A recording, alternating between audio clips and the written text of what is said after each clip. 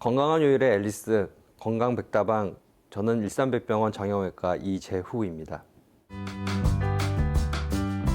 이번에는 어깨 질환 어떻게 치료되는지에 대해서 여쭤볼게요. 즉각적으로 치료가 필요한 어깨 질환의 대표적인 징후 어떤 것들이 있을까요? 가장 즉각적인 치료를 필요로 하는 건 저희가 탈구입니다. 어깨가 빠지는 걸 이제 여기 이야기하고요.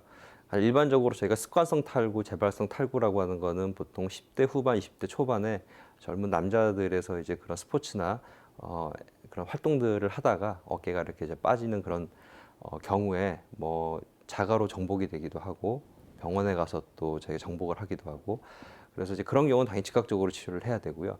그 다음에 저희가 한 50대 이후에 또 이렇게 넘어진다든지 그러면서 골절이나 탈구가 되는 경우가 있는데요. 뭐 심하게 그렇게 이제 수상을 한 경우에는 당연히 보통 응급실이나 병원을 찾아가는 경우가 많이 있습니다. 그런데 통증이 좀 심하지 않다라고 느껴서 그 부분을 좀 모르고 지나가는 경우도 있어서 그런 경우에는 저희가 좀 즉각적인 치료를 필요로 한다라고 이제 말씀을 드리고 있습니다. 어깨 상태를 가장 정확하게 확인할 수 있는 검사 방법, 필수적으로 들어가는 검사들 어떤 것들이 있을까요? 기본적으로는 저희가 병원에 이렇게 내원했을 때 엑스레이를 가장 당연히 기본적으로 찍습니다. 그래서 전반적인 뼈라든지 뭐 형태라든지 그런 걸 보는데 말씀드린 그런 골절이나 탈구 이런 것들이 없는지 그리고 뭐 석회라든지 또 이전에 갖고 있던 그런 변형이라든지 그런 걸 확인을 해야 되고요. 가장 정밀한 검사는 자기 공명 검사, 그러니까 MRI 검사입니다. 그래서 MRI 검사를 통해서 뼈 그리고 관절 그리고 인대, 힘줄 이런 부분들을 다 자세히 볼 수 있기 때문에 가장 중요하고 또 정확한 검사는 이제 MRI 검사라고 할 수 있고요. 하지만 이제 MRI 검사가 아직 저희가 건강보험에서 보험이 안 되는 이제 비급여 검사다 보니 좀 고가 검사입니다. 그래서 저희가 이제 임상적으로는 가장 이제 그런 부분에 대해서 좀 간이 검사로서 초음파 검사를 많이 하고 있고요. 특히 경관절에서는 어깨 관절에서는 초음파 검사가 굉장히 그 임상적으로 진단의 효과가 좋기 때문에 저희가 초음파 검사를 통해서도 많은 정보를 얻을 수 있습니다. 모르고 지나치거나 혹은 알더라도 나 좀 쓸만하니까 하고 치료를 미뤘을 때 어떤 일들이 일어날 수 있죠?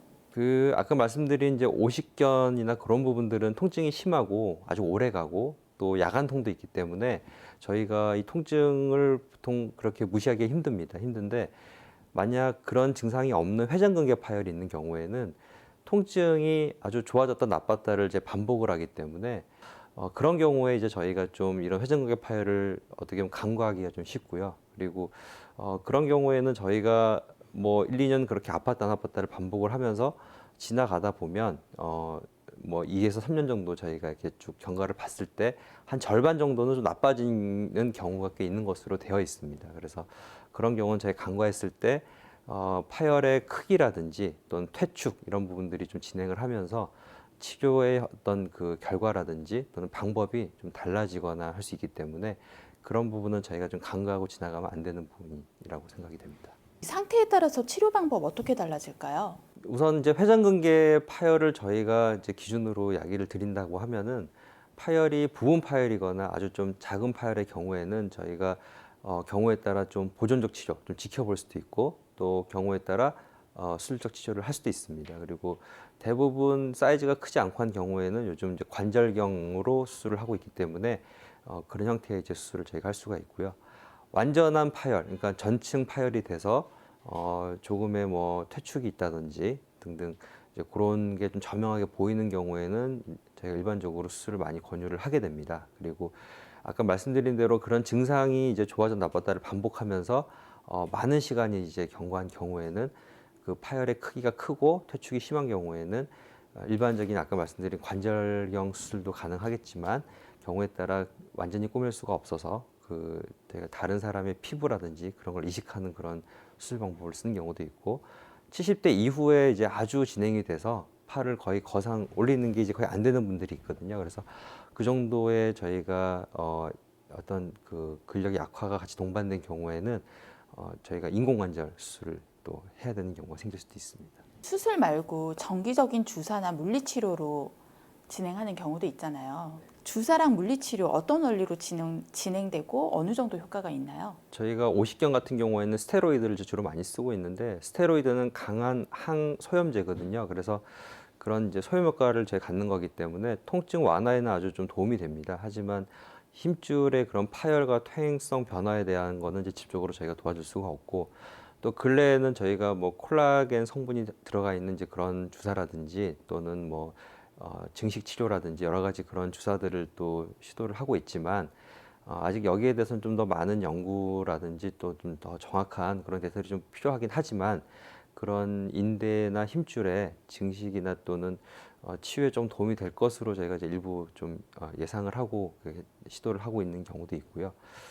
그리고 그 주사 치료 외에도 중요한 것은 저희가 힘줄이 끊어져 있지만 그 크게 네 가닥의 회전근개 힘줄 가운데 끊어져 있지 않은 이제 다른 힘줄들이 보완을 해서 이렇게 강화가 되면 어깨 기능이라든지 이런 유지가 잘 될 수가 있고 또 파열의 그런 진행이 빨리 되는 걸 좀 막을 수 있기 때문에 물리 치료라기보다는 저희가 운동 치료 가운데 저희가 회전근개의 그 근력 강화를 시키는 운동을 하는 것이 좀 중요하겠습니다.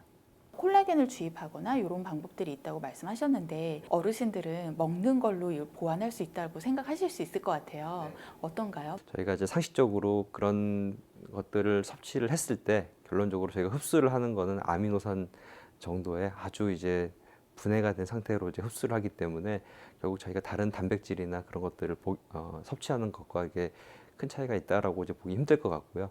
다만 이제 그런 성분들의 유사성이 있어서 좀 효과가 있을 거다라는 이제 저희가 좀 그런 추측을 할 수 있지만 아직 이렇게 의학적으로 입증되어 있는 그런 부분은 아닌 것 같습니다. 어깨 질환 치료에서 오늘 여러 가지 말씀하셨지만 꼭 기억해야 될 몇 가지 정리해 주시면 어떤 것들일까요?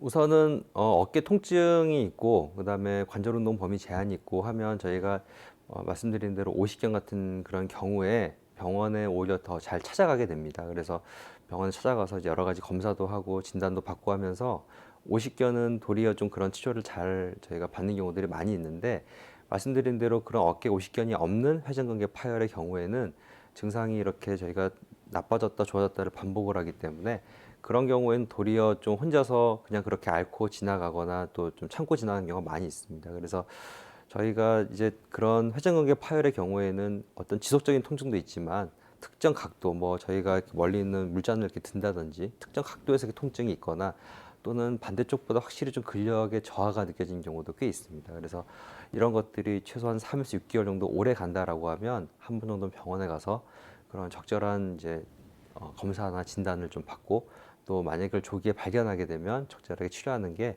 예후가 이렇게 좋은 결과를 가져올 수 있을 것 같습니다. 건강한 요일의 앨리스 좋아요, 구독 부탁드려요.